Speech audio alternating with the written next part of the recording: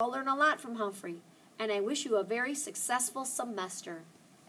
After he left, I turned my attention back to Tabitha. She was still staring straight down. I couldn't see her face clearly, but it was almost as red as her copper-colored hair. I guess I watched her a long time because suddenly the recess bell rang. "Come on, Tabitha, let's get our coats," Mandy said. Tabitha slipped the stuffed bear in her pocket and followed Mandy to the cloakroom. As soon as the students were gone, Miss Loomis bustled into the room. 2 pink dots of excitement colored her cheeks, and her curls bounced in all directions. "Are you ready? Should we do it?" she asked Miss Brisbane excitedly. "Why not?" my teacher answered. "I'll make room for him now." They walked over to the table in front of the window where my cage sits. "Sure he'll fit right here," said Miss Loomis, pointing to a spot near my house. Miss Brisbane slid some of my supplies down to the end of the table. "Now you're sure he's not a lot of trouble?" "Oh, no, not nearly as much trouble as a hamster," Miss Loomis answered. "What? What? What? Not nearly as much trouble as a hamster? Since when have I caused any trouble in room 26? Since when did I not totally dedicate myself to helping my classmates and teacher?" Surprisingly, Miss Brisbane didn't correct her. I was about to squeak up for myself when the bell rang again and Miss Loomis scurried out of the room. "I wonder who wasn't as much trouble as I am." "He," Miss Loomis had said. "He who?" Curiosity made my whiskers twitch and my paws tingle. My fur was practically standing on end as the tables filled up. I saw Tabitha slip her bear out of her pocket. Heidi saw it too and rolled her eyes at Gail, who almost giggled, but managed to stop herself.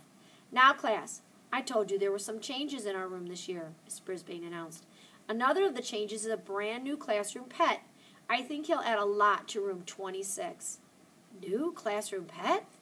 Why did she want a new classroom pet when she already had a wonderful, terrific, okay, perfect classroom pet, namely me? Was I being replaced? Miss Loomis entered carrying a large glass tank. I couldn't see what it was because my classmates were standing up, craning their necks, oohing and eyeing and chattering away. "It's a frog!" shouted Heidi. Miss Loomis set the glass box right next to my cage. Now I could really see some water, rocks, and something green, and really, really, really lumpy. "Meet our new frog," said Miss Brisbane. "Miss Loomis will tell you about him." "Well, boys and girls, as you may know, we have a frog in our classroom. His name is George, and he's a bullfrog. Right before the holidays, one of our students brought in this frog to keep George company. We named him Og, the frog. Unfortunately, George didn't like Og. And being a bullfrog, George let us know he didn't like Og by making a lot of noise. That upset Og, I guess because he would leap and splash all day long while George was croaking. My classmates laughed, but I didn't. On the one paw, I could see why George didn't want another frog to compete with. On the other paw, croaking at Og wasn't a very friendly way to act. With all the noise, we were having trouble getting any work done at all, Miss Loomis continued. So I asked Miss Brisbane if your class would like to have Og, and she said yes. He's a very quiet frog. Do you like him? My friends all yelled, "Yes!" Everyone except Tabitha, who was secretly petting her little bear. Somebody went, "Ribbit, ribbit," in a funny croaking voice. It wasn't the frog. "I heard that, Kirk. That's enough. Og can provide the sound effects from now on. I think he'll make a nice friend for Humphrey," Mrs. Brisbane said. "A friend for me? At least he wasn't my replacement. Whew. But I was already friends with every single person in room 26, so she really didn't need to find me another one. Still, I didn't want to act unfriendly the way George had." After Miss Loomis left, Miss Brisbane let the students have a closer look at Og. Seth tapped at the glass. "Don't do that, Seth," teacher warned him. "You'll frighten him." "He doesn't seem frightened of anything," Miranda observed.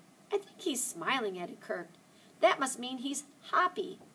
For once, Gail didn't giggle, which seemed to bother Kirk. "Get it? Happy. Happy," he tried to explain.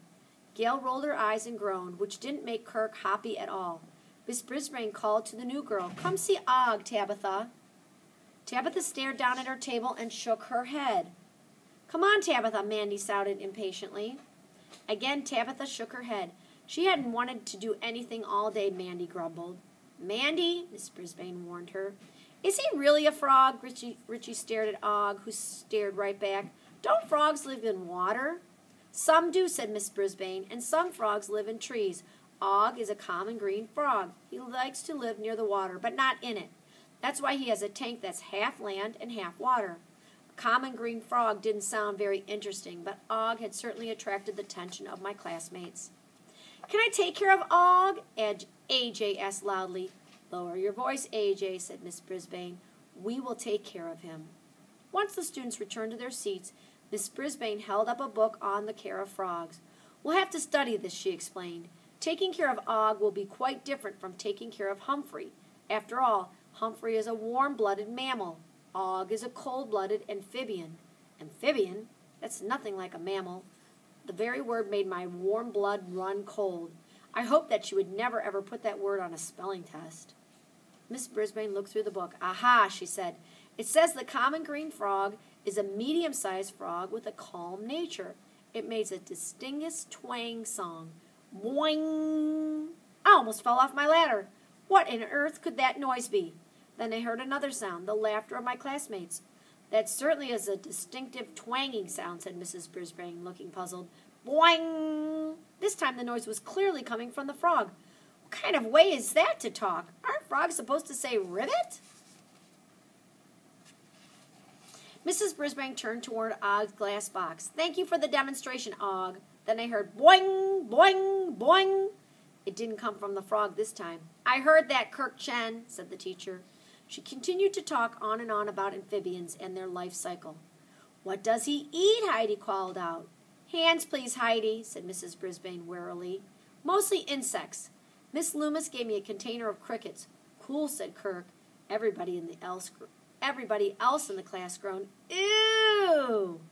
When I finished gagging, I squeaked, Live insects! Not that anyone was listening to me, especially not Og, who calmly sat there doing absolutely nothing. At the end of the day, as the students gathered up their books and coats and filed past our table, at least half of them said, Bye, Og, or catch you later, Augie. Not one of my classmates said goodbye to me. I guess they all forgot. Mandy stayed for a minute after class. Mrs. Brisbane, you told me to be friendly to that new girl, but she isn't very friendly back. Don't complain, Mandy, said the teacher. It's not easy to be the new kid in the class. Put yourself in her shoes. Give her some time. After all, we've got the whole semester ahead of us. A whole semester ahead of us? And I had to spend it with a frog?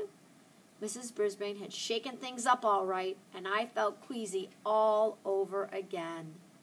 And that's the end of chapter 1, and there's a poem quote here that says, The better part of one's life consists of his friendships.